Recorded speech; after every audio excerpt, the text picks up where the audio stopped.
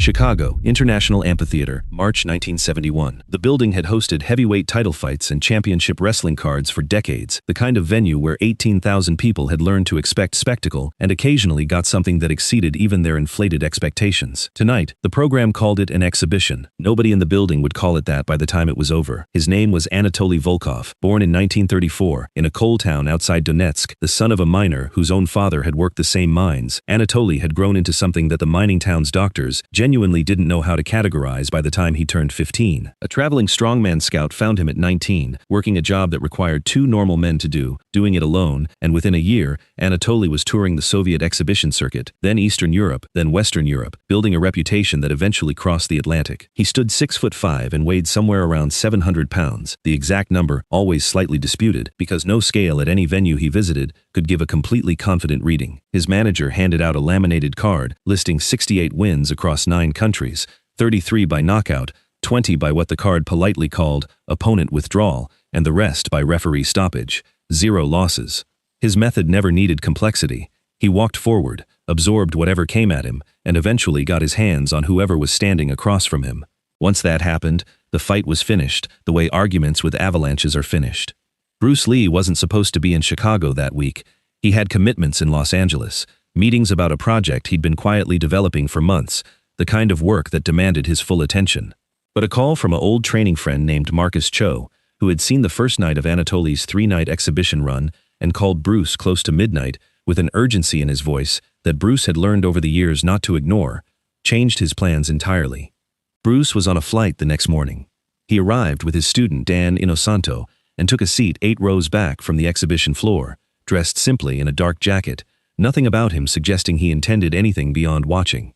For the first 90 minutes of the evening, that's exactly what he did. He watched the undercard matches with the quiet, analytical interest he brought to everything, occasionally leaning toward Dan to point out a flaw in someone's footwork or an interesting variation in technique. Relaxed, curious, enjoying the evening the way someone who genuinely loves the craft enjoys watching it practiced at a reasonably high level, even when nothing being shown was close to extraordinary. Then the announcer called the final act of the night, and the entire building shifted.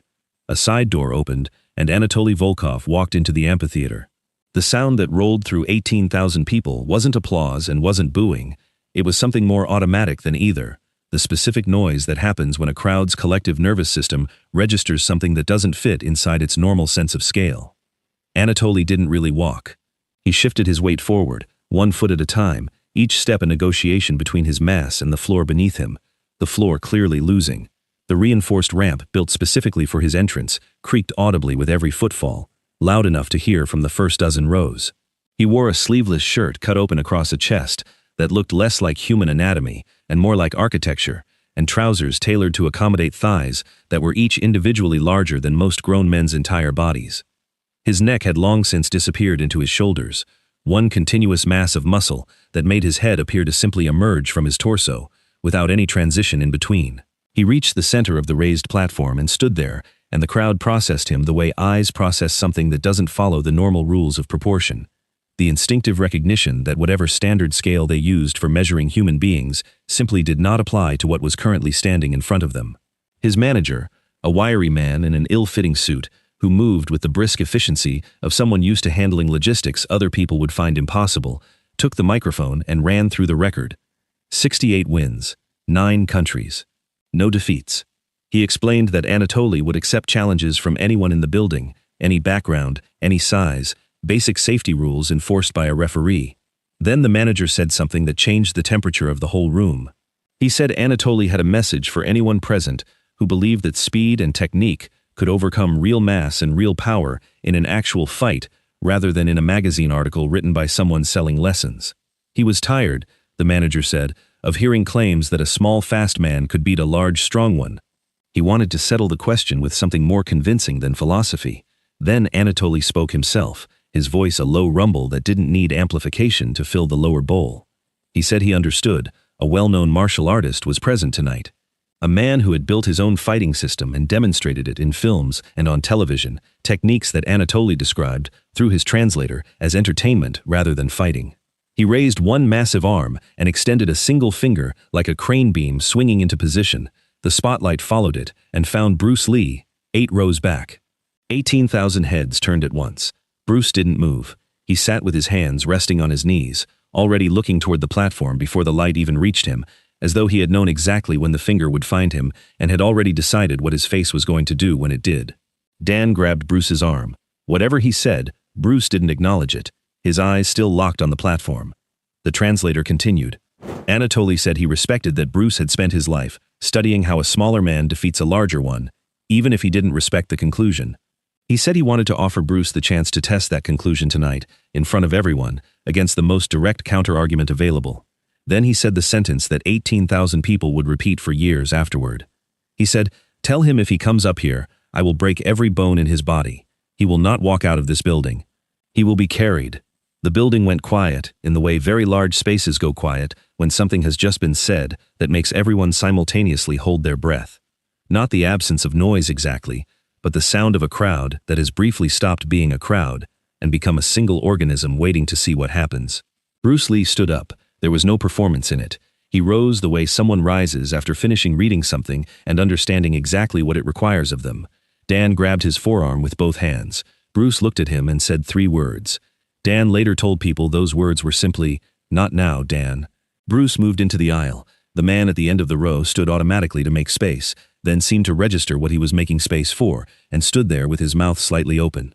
The walk from the 8th row to the platform stairs was maybe 25 feet. In those 25 feet, the building found its voice again, rising in layers, individual voices first, then whole sections, the lower bowl producing a sound that mixed warning and encouragement and the specific human noise that happens when a crowd realizes something irreversible is starting and can't decide whether to stop it or simply watch it happen. A man near the stairs reached out and put his hand briefly on Bruce's shoulder as he passed, not trying to stop him. Something older than that, the instinct of a crowd touching someone walking towards something they're not sure he's coming back from. Bruce climbed the stairs and stepped onto the platform, which had groaned under Anatoly's weight and registered nothing at all under his own. He walked to the center and stopped, and for the first time, the 18,000 people in the building understood the full physical reality of what they were about to watch. Standing 30 feet from Anatoly, Bruce appeared to belong to an entirely different category of living thing.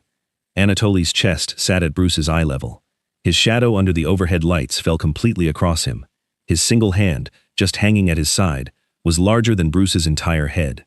Several people sitting close to the platform described the same physical reaction years later in interviews, a cold dropping sensation in the stomach, the specific nausea that comes from watching something your body recognizes immediately as a mismatch that shouldn't be allowed to happen. The referee, a retired boxing official named Walt Drummond, who had worked rings for close to 2 decades and had seen things he'd rather not have seen, stood between the 2 men with an expression that communicated something referees are trained never to show, which was his own personal opinion about whether this should be allowed to continue. He looked at Bruce with the face of a man who badly wanted to say something he had no actual authority to say. Bruce met the look and gave a single small shake of his head, not defiant, just final. Drummond conferred quickly with the event's coordinator. The coordinator looked at Bruce, whose expression didn't change at all. The coordinator looked at Anatoly's manager, who gave the smile of a man who had stood in this exact spot many times before and already knew exactly how it would end. Drummond was overruled. He returned to the center of the platform and laid out the rules in a voice slightly less steady than it had been earlier that night. No eye strikes, no strikes to the throat, no weapons. Everything else permitted. Both men signaled they understood. Anatoly, with a low sound from somewhere deep in his chest. Bruce, with a single nod. Drummond looked at Bruce one final time, held it for 2 full seconds, then raised his hand. The building dropped into a hush, so complete the overhead ventilation system became audible for the first time all night. Drummond's hand came down. Anatoly moved immediately. Not charging, advancing, with the same unhurried inevitability as a tide coming in, both arms beginning to spread wide as he closed the gap. This was the approach that had worked 68 times across 9 countries, already in motion, already executing. Bruce moved backward, not retreating.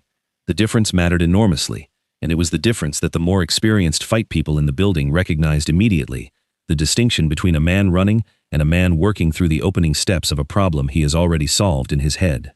Bruce's backward movement was precise, exact, maintaining the same distance from the advancing giant with every step. Anatoly pushed forward. Bruce slid back. The interval never changed. Anatoly's arms swept inward, trying to compress the space, trying to corner Bruce against the platform's edge. Bruce circled, tight, controlled adjustments rather than wide, sweeping arcs, staying just outside the radius of those enormous arms while staying close enough that Anatoly never stopped chasing. This wasn't avoidance. This was instruction. Every step Anatoly took was a step Bruce had already designed for him to take. Every reach was a response Bruce had already scripted in his head. The 700-pound man believed he was hunting. He was actually being taught a lesson he didn't know was starting yet. 2 seconds in, Anatoly's breathing had already changed. Not from exhaustion. 2 seconds can't exhaust a body of any size, but from the basic metabolic cost of what 700 pounds requires just to move. Every forward step was a transaction between his mass and gravity was already charging interest. His lungs worked against the compression of his own chest, which carried more total weight than most men's entire bodies combined. He had been built for contact, for the moment his hands closed around a body, and his weight became decisive. He had never been built for being chased in circles. Bruce had understood this from the 8th row. A structure carrying 700 pounds is permanently negotiating with its own weight. Force it to move sideways, force it to change direction repeatedly, force it to reach and miss, and the negotiation turns into an argument the structure cannot win. By 3 seconds, Anatoly's face had flushed visibly. His footing was marginally less precise, his breathing audible in the first several rows. At 4 seconds, Bruce stopped moving entirely. He planted himself, still and centered, positioned slightly to Anatoly's left. The giant saw the stillness and reacted the way 68 fights had trained him to react. His left arm swung outward in a wide, hooking grab, the same motion that had closed around dozens of opponents and ended every single confrontation it had ever entered. The arm moved fast, for something attached to 700 pounds. It still wasn't fast enough. Bruce dropped. Not dramatically. A compact lowering of maybe 8 inches that let Anatoly's forearm pass through the space where Bruce's head had been a fraction of a second earlier. The missed grab pulled Anatoly's whole torso into rotation, his weight following his arm, shifting left, and his right side opened up completely. His right knee, suddenly bearing the full asymmetric load of 700 pounds, committed to a lunge, became for one precise instant the only thing holding up most of his body weight. Bruce's right leg moved, not upward, not a spinning technique, nothing flashy, a low, direct, linear sidekick, the heel driving into the outside of Anatoly's right knee, at exactly the angle a human knee joint is least equipped to resist. Lateral force against a fully loaded hinge carrying 700 pounds. The sound it produced reached the first 6 rows clearly, and several people there described it later as the sound that permanently changed how they thought about what a trained human body was capable of producing. Anatoly's right leg buckled inward. Not a total collapse. The sheer mass of muscle around the joint prevented that, but enough. Enough that his balance, already compromised by the missed grab and the rotation that followed, became impossible to recover. 700 pounds began to fall. The falling was slow, the way the biggest things always seem to fall slowly, the way a demolished building takes longer to hit the ground than logic suggests it should. Anatoly's frame tilted right. His damaged knee couldn't provide the correction that much tilting mass required. His left foot slammed down hard, trying to anchor, trying to redistribute the weight, but the platform gave him nothing back, and the momentum was already committed in a direction his body couldn't reverse. His arms reached for air that couldn't hold him up. 18,000 people watched 700 pounds of undefeated dominance lose its argument with gravity in something that felt stretched out but lasted under 2 seconds. His right knee hit the platform first, then his right hand slammed down, the wooden surface producing a sound audible up in the mezzanine, a deep resonant impact that traveled through the platform's supports into the floor and up through the seats themselves. He was down on one knee, his face twisted with pain, and with something the people in the first few rows could identify clearly and would describe consistently for years afterward. Bewilderment. Complete and total bewilderment. He hadn't touched the ground in a fight in over a decade. His body simply had no framework for what it was currently experiencing. Bruce stepped back. He didn't press forward, didn't advance on the kneeling giant. He returned to a neutral stance, hands at his sides, weight even, breathing exactly the same as it had been a minute earlier. He watched Anatoly with the focused attention of someone who has just performed something precise and is now simply monitoring the result. There was nothing on his face that looked like triumph, no performance for the crowd, just the same complete, undivided attention Bruce brought to everything, aimed entirely at the information directly in front of him. The building was making a sound with no clean name. Not cheering, because cheering requires a certainty about what just happened that 18,000 people hadn't reached yet. It was the sound of a crowd trying to confirm what their eyes had just sent their brains. People were standing, leaning forward, grabbing the arm of whoever sat next to them. Anatoly pushed himself back up, the effort visible even from the upper sections. He straightened slowly, testing the damaged knee, redistributing his weight with the careful caution of a man who has just discovered one of his own foundations is cracked. He turned to face Bruce, and his expression had completely changed. The theatrical confidence was gone. The amusement he'd worn watching Bruce climb the stairs was gone. What remained, according to his manager, who knew that face across 9 countries and never once had seen this particular version of it, was something more specific than fear. The recognition of a danger he didn't have a category for, the understanding that the small man across from him hadn't yet shown everything he was capable of and was making a calculated decision about how much more to reveal. Bruce moved forward, not circling anymore, not patient the way he'd been in the opening seconds. Direct. 3 quick steps that closed the distance before Anatoly's damaged structure could even process the change. His left fist shot out in a straight punch that found Anatoly's solar plexus, that dense cluster of nerve endings sitting behind the lower sternum. The punch traveled maybe 6 inches, point of extension to point of contact. But behind those 6 inches sat everything that 2 decades of careful refinement had built. Force generated through the rear foot, carried up through hip rotation, focused through the core, delivered through the fist, at a speed that witnesses later described the same consistent way. They said they saw his arm extend. They did not see the punch itself happen. Anatoly's diaphragm seized completely. 700 pounds of mass folded around the point of impact, the way a controlled demolition folds a building inward around its foundation charges, collapsing toward the source of the disruption. The air left his body in a deep involuntary bark that carried across the platform into the first several rows. The sound a body makes when its breathing gets interrupted, without any warning or consent involved.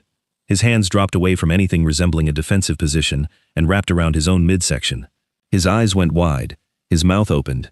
Nothing came out, because words require a functioning diaphragm, and at that exact moment, Anatoly's wasn't functioning at all. He staggered. His already damaged right knee absorbed the shifting weight and immediately objected. He took 1 step backward, then another, and then his legs delivered their final verdict on the entire situation, which was that they were finished, that the negotiation with gravity was over, and the outcome of that negotiation was going to be the floor. He went down to both knees. The platform didn't groan this time. It cracked. One sharp report from somewhere inside the support structure beneath the surface, the sound of wood making its own complaint about the load it had just been asked to handle. Anatoly knelt there, both hands pressed against his midsection, his head lowered, his breathing a series of short, desperate attempts to convince his diaphragm to start working again. 7 seconds had passed since Drummond's hand came down. Drummond reached him in 3 quick strides, kneeling beside the giant, running through the urgent shorthand of a referee who has seen a fighter hurt and is checking exactly how hurt. Anatoly's manager was already climbing onto the platform, moving fast enough that he might have been positioned to do exactly that the moment things went wrong. He was talking rapidly, his hands hovering near Anatoly's shoulders without quite landing on them. But before Drummond or the manager reached any conclusion, Anatoly raised one hand off his midsection. The hand was massive enough to cover most of a man's face. It moved in a slow lateral sweep, back and forth, the universal signal that needed no translation in any language being spoken in that building that night. "Stop. This is finished. I am done." He raised his eyes to find Drummond, and the look in them was described later by the 4 ringside reporters, close enough to see it clearly. All 4 of them, independently, in their own words, for their own papers, using the same word: pleading. The man who had walked into the building with 68 wins and the specific confidence of someone who had never once been asked to reconsider his own assumptions was on his knees, looking up at a referee, begging to be let out of a fight that had lasted 7 seconds. Drummond stood and crossed both arms above his head. It was over. The amphitheater produced a noise the building had heard plenty of times before, from championship fights and title bouts and the biggest sporting moments its history contained. But the people present that night, many of whom had also been present for those earlier moments, said afterward that this sound was different. Not necessarily louder, but different in what it actually contained. Those other great roars had been the sound of expected things happening with unexpected perfection. This was the sound of an entire category getting destroyed in front of them. This was 18,000 people discovering, all at the same moment, that something they had assumed was simply fixed and unchangeable about the world was not fixed at all. that everything they believed about size and power and physical danger had just been quietly renovated in 7 seconds by a man who weighed less than a fifth of what his opponent did. Bruce stood at the center of the platform. He hadn't been touched once. His jacket was undisturbed. His breathing was indistinguishable from how it had been an hour earlier. He didn't raise his arms. He didn't play to the crowd. He didn't perform anything at all for the 18,000 people now on their feet, producing a sound loud enough to rattle the light fixtures up in the mezzanine. He bowed, a single small bow, not toward the crowd, but directed at Anatoly, who was still on his knees, still being attended to by Drummond and his manager, still working through the difficult process of convincing his own body the emergency was over. The bow wasn't theatrical. It wasn't condescending. It was the specific bow of someone acknowledging that the person across from them had come into this honestly and deserved to be recognized for it, regardless of how it ended. Anatoly looked up from the platform floor and saw the bow. He watched Bruce for a long moment. Then, with help from his manager and one of the medical staff who had come up onto the platform, he was brought slowly to his feet. He stood unsteadily, his right knee still complaining, his midsection still tender, his breathing still not fully recovered. He looked across the platform at the small man in the dark jacket who had just methodically and completely dismantled everything Anatoly Volkov had built across more than a decade and 9 countries in 7 seconds without taking a single point of contact in return. Anatoly spoke. His translator relayed it for the crowd still close enough to hear. He said he had fought men of every description in every country he had visited. He said he had never once, in any of those fights, experienced anything close to genuine fear. Then he paused. The translator waited. Anatoly said that tonight had been the second time he had felt fear in his entire career, not during the fight itself, not when his knee buckled or when his diaphragm seized, but in the moment before any of that happened, when the small man in the 8th row had stood up. Anatoly said, I looked at his eyes when he rose from his seat, and I knew right then, I did not know what he was going to do to me. I only knew that whatever it turned out to be, there was nothing I could do to stop it. That was the fear, not the pain afterward, the certainty before. Bruce crossed the platform and extended his hand. Anatoly looked at it for a moment, then took it in both of his own enormous hands, wrapping them entirely around Bruce's. He held on for a long time. The building was still loud around them, still trying to process what it had just watched, still trying to make it fit somewhere inside everything it had previously understood about the world. Anatoly and Bruce stood together at the center of the platform, one man's hands wrapped completely around the other's, and the building kept roaring, and the lights kept burning overhead, and somewhere in the physics of what had just happened, something had been settled that neither man needed to put into words, because 7 seconds had already said it more clearly and more permanently than any words could have managed. Backstage, nearly an hour later, after the crowd had mostly cleared out into the cold Chicago night, Bruce found Anatoly sitting on a wooden bench in the corridor outside the locker rooms, a bag of ice pressed against his knee, his manager standing nearby, looking considerably calmer than he had on the platform.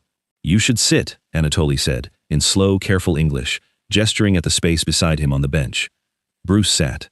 I want to ask you something, Anatoly said. The kick, to my knee. How did you know exactly where to put it? Bruce thought about how to answer honestly. When you grabbed with your left arm, your weight shifted onto your right leg completely, he said. For one moment, that knee was holding almost all of your weight by itself. I'd been watching how you moved since you walked out. I knew that moment was coming before you did. Anatoly absorbed this, working his jaw slightly. 68 fights, he said. Nobody ever found that moment before. Most people are watching your hands, Bruce said, or your size, not your weight distribution. That's a different kind of watching. It takes a long time to learn how to do it properly. Anatoly was quiet for a while, staring at the wall across from him. I said I would break every bone in your body, he said finally, in front of all those people. I heard you, Bruce said. I meant it when I said it. I believe that you did, Bruce said. Anatoly looked at him. Why did you still come up? Bruce considered the question seriously. Because you'd already decided what was going to happen before anything actually happened, he said. That kind of certainty usually means someone hasn't actually been tested in a long time. I thought it was worth finding out if that was true. Anatoly nodded slowly, accepting this without argument. It was true, he said. 15 years, nobody tested me. They just believed what they saw when I walked into a room, the same as I did. That's not really their fault, Bruce said. Size is convincing. Most people never get the chance to learn. It isn't the whole story. Anatoly managed something close to a tired laugh. Tonight, I learned it, he said. In 7 seconds. They sat together for a while longer in the quiet corridor. the noise of the emptying building fading slowly around them, and when Bruce finally stood to leave, Anatoly extended his hand one more time, and they shook on it properly, the way two people shake hands when something real has actually passed between them. The newspapers the next morning ran with the spectacle, the impossible mismatch, the giant who begged to stop after 7 seconds against a man who weighed a fraction of his size. But the people who were actually in that building remembered something a little different and considerably more important than the numbers. They remembered watching a man who had built his entire identity around being unbeatable discover, in front of 18,000 witnesses, that unbeatable had never really been true. It had just never been tested properly. And they remembered the bow that came right after, the moment when the man who could have humiliated him completely chose instead to simply acknowledge him, giant to giant, in the only language that actually mattered, once the 7 seconds were over.